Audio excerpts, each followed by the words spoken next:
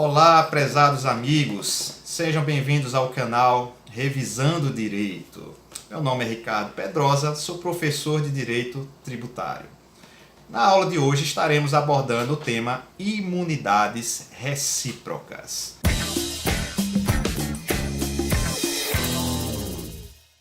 Como todos sabem, a imunidade recíproca está disposta no artigo 150, inciso 6º, a linha A da Constituição, que diz: salvo outras garantias asseguradas ao contribuinte, é vedado à União, Estados, Distrito Federal e municípios instituir impostos sobre patrimônio, renda e serviços uns dos outros. Olha só, como eu falei na aula passada, as imunidades tributárias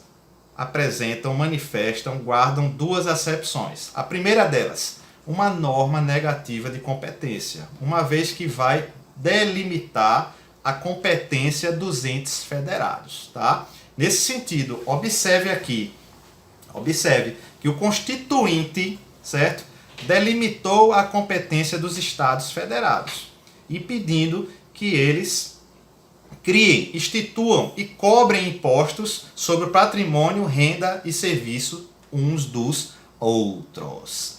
Da mesma forma, as imunidades tributárias também podem ser consideradas verdadeiras garantias fundamentais. Nesse caso aqui das imunidades recíprocas, Ricardo, que direito fundamental, que princípio, que valor está sendo resguardado? O Pacto Federativo.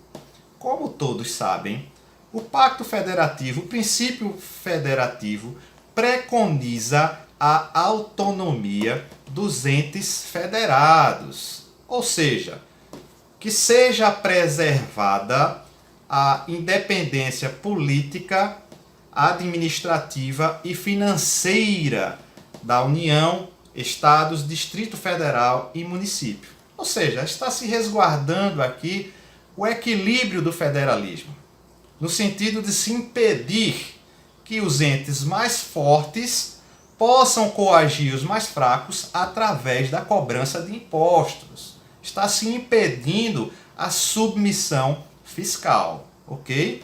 Isso aqui é para manter incólume, manter protegida a repartição de competências e repartição de receitas estabelecidas, tá, pela Constituição Federal, ok?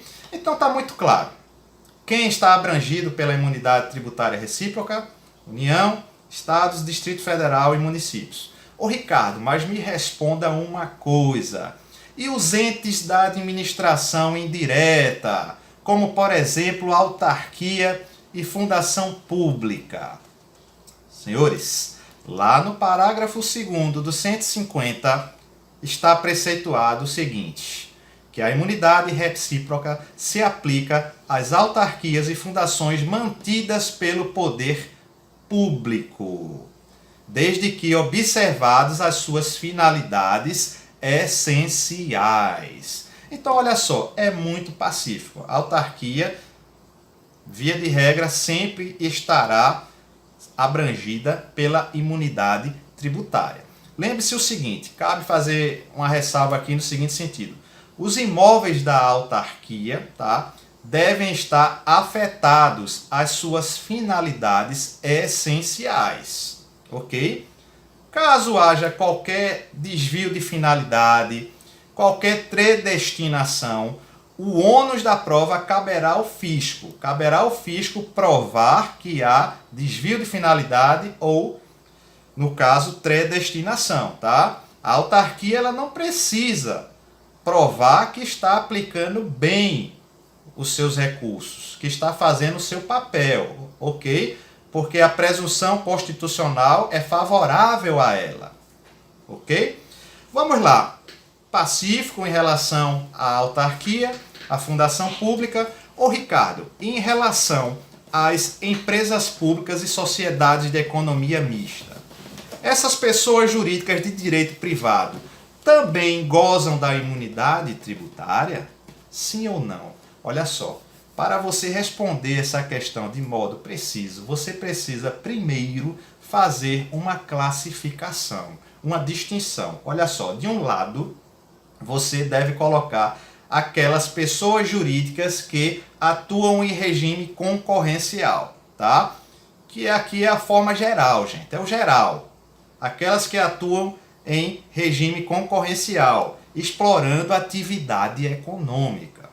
Do lado de cá, você coloca a exceção, que são aquelas empresas públicas e sociedades de economia mista, certo? Que atuam em regime de monopólio, prestando serviço público típico, como se Estado fosse.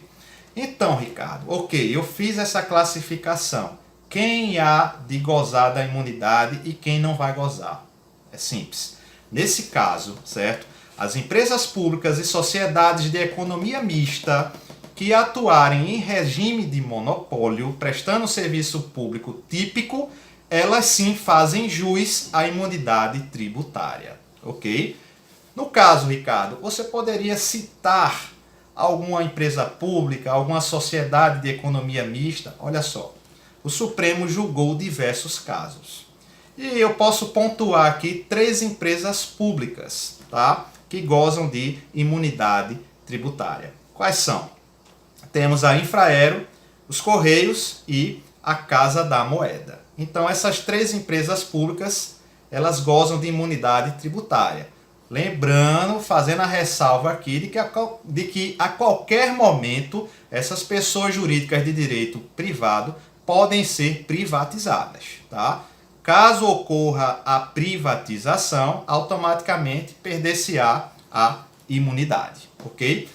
Quanto às sociedades de economia mista, olha só, o Supremo também julgou diversos casos que lhe foram submetidos e firmou o entendimento de que três pessoas jurídicas nessa categoria, tá, gozam de imunidade tributária. Quais sejam? Codesp, que é a Companhia de Docas do Estado de São Paulo, GHC, Grupo Hospitalar Conceição, e também a Casal, que é a Companhia de Abastecimento e Saneamento de Alagoas, tá? Então, muito tranquilo isso aí. Empresa pública, sociedade de economia mista que atua em regime de monopólio, segundo o Supremo, prestando serviço público típico, goza de imunidade tributária recíproca. Ô Ricardo, e as demais? As que atuam no regime concorrencial, explorando a atividade econômica. E aí? Nesse caso, não, gente. Não vão gozar de imunidade recíproca. Esse é o entendimento do parágrafo 3º de 150 e também do parágrafo 2º do 173. O que é que diz lá? As empresas públicas e sociedades de economia mista não poderá gozar de privilégios fiscais não extensivos a do setor privado.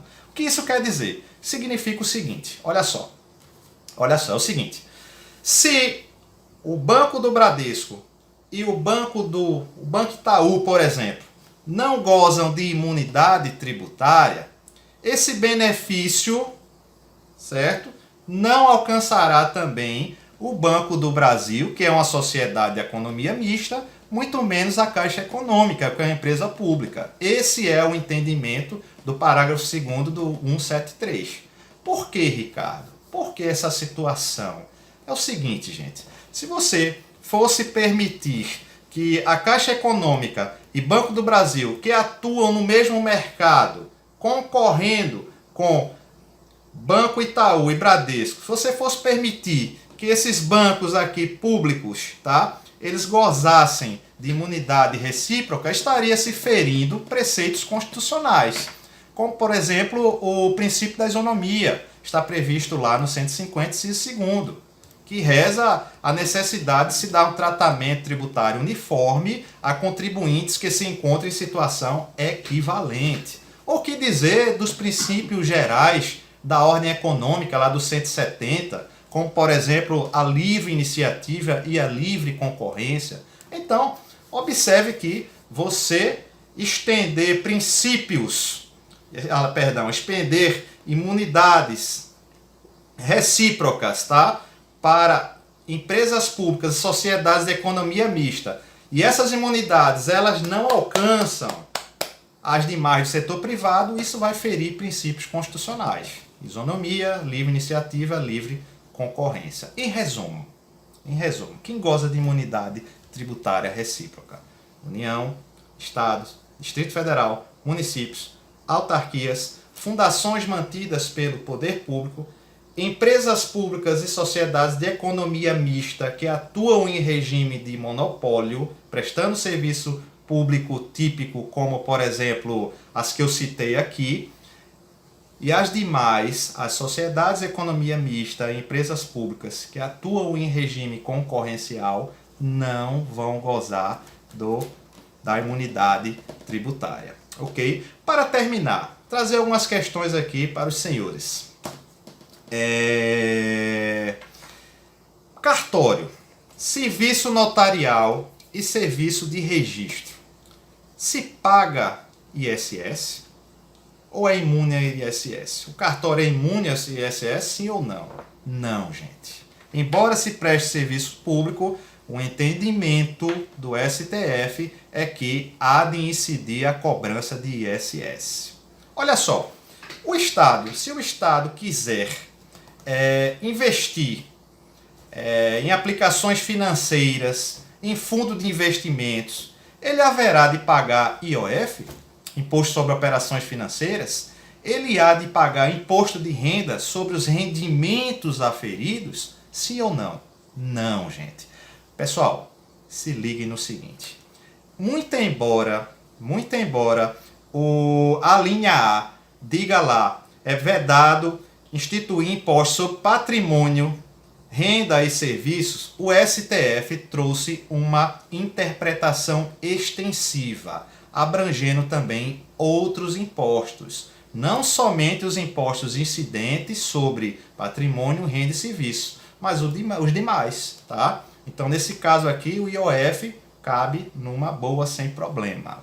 Por fim, para terminarmos nosso vídeo de hoje, me digam uma coisa. A OAB é uma instituição imune?